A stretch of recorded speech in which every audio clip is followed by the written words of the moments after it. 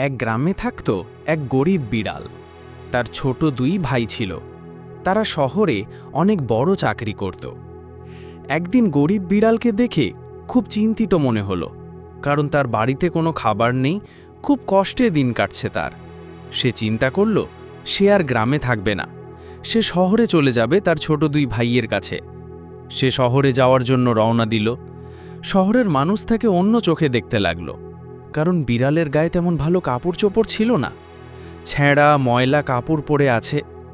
তখন বিড়াল হাঁটতে শুরু করলো তার ছোট ভাইয়ের বাসা খোঁজার জন্য। একটা সময় তার ছোট ভাইয়ের বাসা খুঁজে পেল। এবার সে বাসার ভেতরে ঢুকে পড়ল এবং দেখল বাসার ভেতর অনেক মেহমান। তখন বিড়ালটি তার ছোট দুই ভাইকে ডাকতে শুরু করল এবং ছোট দুই ভাই বড় ভাইয়ের কাছে আসলো। তখন বড় ভাই বলল, ভাই, আমাকে একটু থাকতে দিবি? আমি গ্রামের সব কিছু ছেড়ে চলে আসছি। আমার কাছে কোনো টাকা পয়সা নেই, বড় অভাবে আছি। তখন ছোট দুই ভাই বলল, না, এখানে থাকা যাবে না।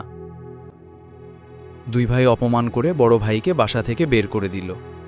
তখন বড় ভাই কাঁদতে কাঁদতে বাসা থেকে বের হয়ে গেল।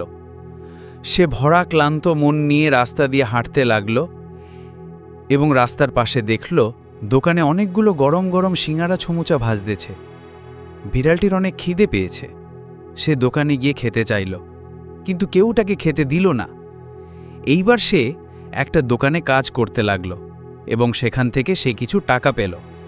ওই টাকা দিয়ে সে বাজার থেকে আলু কিনল। আলুগুলোকে সে ছোট ছোট করে কাটতে লাগল এবং সেগুলো রোদে শুকাতে দিল।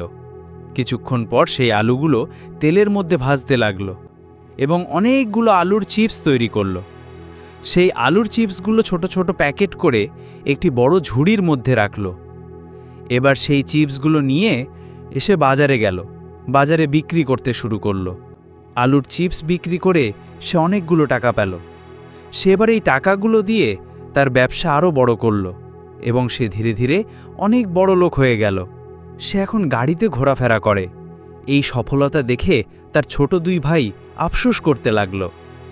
ভিডিওটি ভালো লাগলে একটা লাইক, কমেন্ট এবং সাবস্ক্রাইব করে রাখবেন।